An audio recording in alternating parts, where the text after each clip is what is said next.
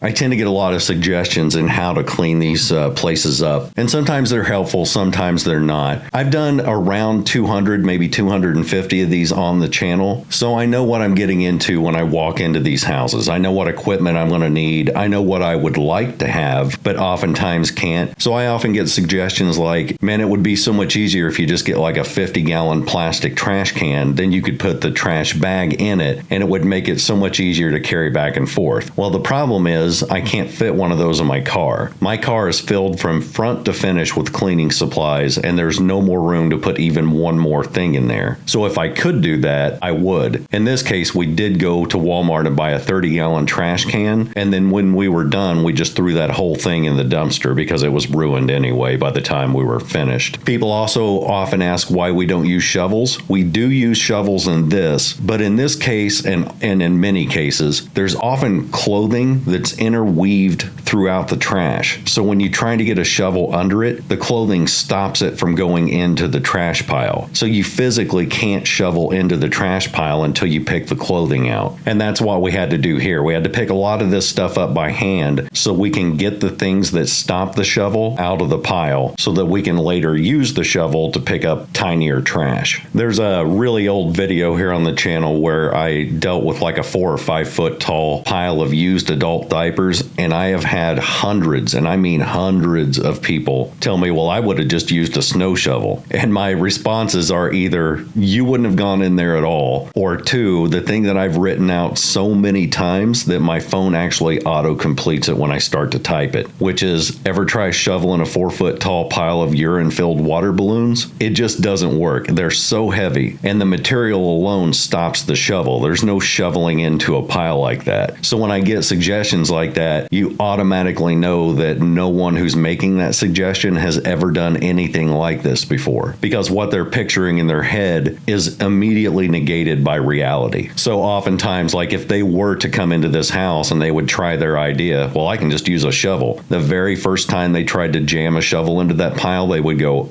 oh, and then start picking up things by hand.